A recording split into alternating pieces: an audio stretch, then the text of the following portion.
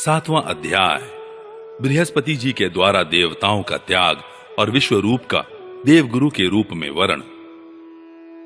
राजा परीक्षित ने पूछा, भगवान, देवाचार्य बृहस्पति जी ने अपने प्रिय शिष्य देवताओं को किस कारण त्याग दिया था? देवताओं ने अपने गुरुदेव का ऐसा कौन सा अपराध कर दिया था? आप कृपा करके मुझे बतलाइए।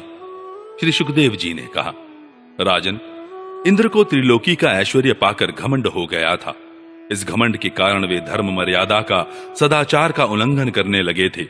एक दिन की बात है, वे भरी सभा में अपनी पत्नी सची के साथ ऊंचे सिंहासन पर बैठे हुए थे। 49 मरुदगण, 8 वसु, 11 रुद्र, आदित्य, ऋभुगण, विश्वदेव, साध्यगण और दोनों अश्विनी कुमार उनकी सेवा में उपस्थित थे। सिद्ध, चारण, गंधर्व, ब्रह्मवादी, मुनिगण, विद्याधर, अप्सराएं, किन्नर, पक्षी और नाग उनकी सेवा और स्तुति कर रहे थे। सब ओर ललित स्वर से देवराज इंद्र की कीर्ति का गान हो रहा था। ऊपर की ओर चंद्रमंडल के समान सुंदर श्वेत छत्र शोभायमान था। चंवर, पंखे आदि महाराजोचित सामग्रियां यथास्थान सुसज्जित थीं। इस दिव्य समाज में देवराज बड़े ही सुशोभित हो रहे थे। इसी समय देवराज इंद्र और समस्त देवताओं के परम आचार्य बृहस्पति जी वहां आए। उन्हें सुर असुर सभी नमस्कार करते हैं। इंद्र ने देख लिया कि वे सभा में आए हैं, परंतु वे न तो खड़े हुए और न आसन आदि देकर गुरु का सत्कार ही किया। यहां तक कि वे अपने आसन से हिले डुले तक नहीं।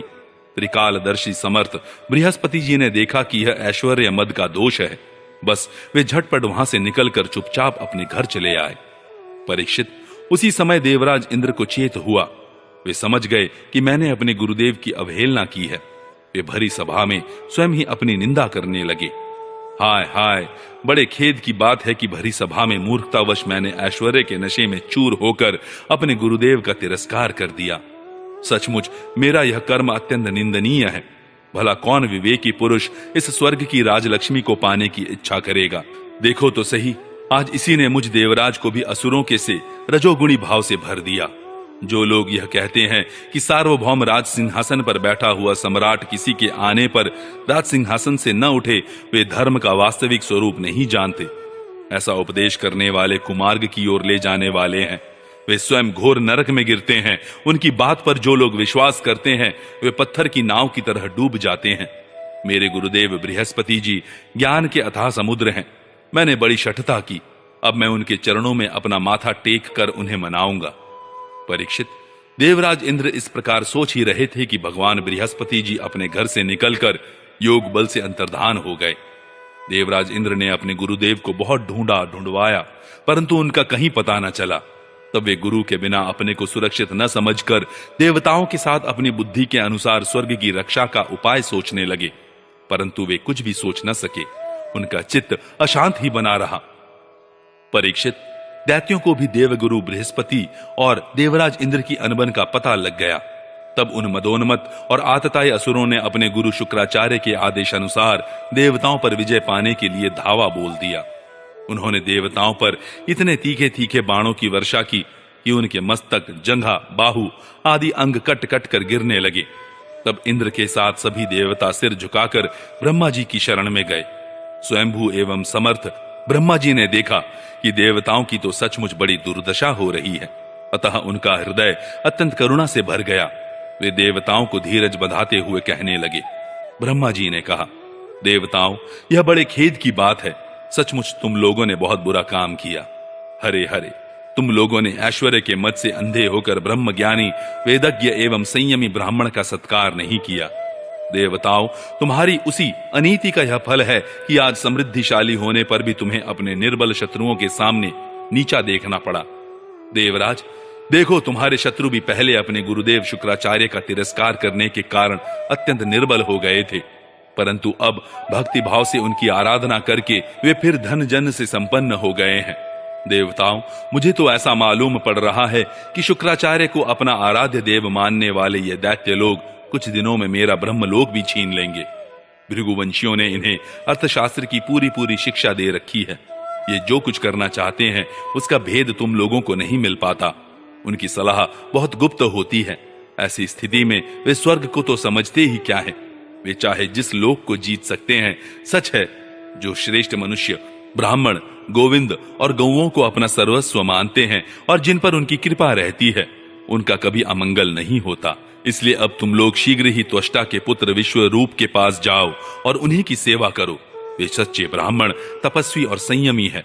यदि तुम लोग उनके असुरों के प्रति प्रेम को क्षमा कर सकोगे और उनका सम्मान करोगे तो वे तुम्हारा काम बना देंगे। श्री सुखदेव जी कहते हैं, परीक्षित, जब ब्रह्मा जी ने देवताओं से इस प्रकार कहा तब उनकी चिंता दूर हो गई। ये त्वष्टा के पुत्र विश्वरूप ऋषि के पास गए और उन्हें हृदय से लगाकर यूं कहने लगे। देवताओं ने कहा, बेटा विश्वरूप, तुम्हारा कल्याण हो। हम तुम्हारे आश्रम पर अतिथि के रूप में आए हैं। हम एक प्रकार से तुम्हारे पितर हैं, इसलिए तुम हम लोगों की समयोचित अभिलाषा पूर्ण करो। जिन्हें संतान हो गई हो, उन सत्पुत्रों का भी सबसे बड़ा धर्म यही है कि वे अपने पिता तथा अन्य गुरुजनों की सेवा करें।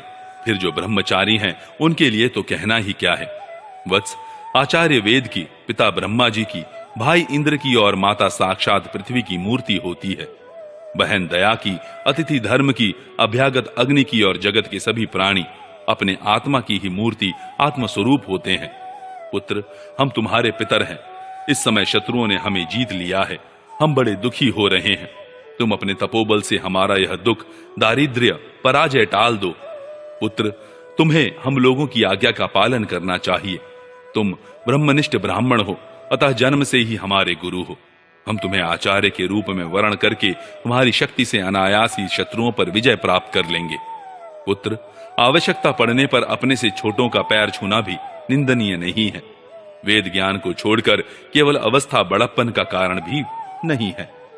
श्री सुखदेव जी कहते हैं, परीक्षित, जब देवताओं ने इस प्रकार विश्वरूप से पुरोहिती करने की प्रार्थना की, तब परम तपस्वी विश्वरूप ने प्रसन्न होकर उनसे अत्यंत प्रिय और मधुर शब्दों में कहा। विश्वरूप ने कहा, पुरोहिती का काम ब्रह्म तेज को क्षीण करने वाला है, इसलिए धर्मशील महात्माओं ने उसकी निंदा की है। किंतु आप मेरे स्वामी हैं और लोकेश्वर होकर भी मुझसे उसके लिए प्रार्थना कर रहे हैं। ऐसी स्थिति में मेरे जैसा व्यक्ति भला आप लोगों को कोरा जवाब कैसे दे सकता है। मैं तो आप लोगों का सेवक हूं। आपकी आज्ञाओं का पालन करना ही मेरा स्वार्थ है। देवगण, हम अकिंचन हैं। खेती कट जाने पर अथवा अनाज की हाट उठ जाने पर उनमें से गिरे हुए कुछ दाने चुन लाते हैं और उसी से अपने देव कार्य तथा पितृ कार्य संपन्न कर लेते हैं। लोकपालो, इस प्रकार जब मेरी जीविका चल ही रही है, तब मैं पुरोहिती की निंदनीय वृत्ति क्यों करूं। मुझसे तो केवल वे ही लोग प्रसन्न होते हैं जिनकी बुद्धि बिगड़ गई है। जो काम आप लोग मुझसे कराना चाहते हैं वह निंदनीय है। फिर भी मैं आपके काम से मुंह नहीं मोड़ सकता, क्योंकि आप लोगों की मांग ही कितनी है। इसलिए आप लोगों का मनोरथ मैं तन मन धन से पूरा करूंगा। श्री सुखदेव जी कहते हैं, परीक्षित, विश्वरूप बड़े तपस्वी थे। देवताओं से ऐसी प्रतिज्ञा करके उनके वर्ण करने पर वे बड़ी लगन के साथ उनकी पुरोहिती करने लगे। यद्यपि शुक्राचार्य ने अपने नीति बल से असुरों की संपत्ति सुरक्षित कर दी थी, फिर भी समर्थ विश्वरूप ने वैष्णवी विद्या के प्रभाव से उनसे वह संपत्ति छीनकर देवराज इंद्र को दिला दी। राजन, जिस विद्या से सुरक्षित होकर इंद्र ने असुरों की सेना पर विजय प्राप्त की थी, उसका उदार बुद्धि विश्वरूप ने ही उन्हें उपदेश किया था।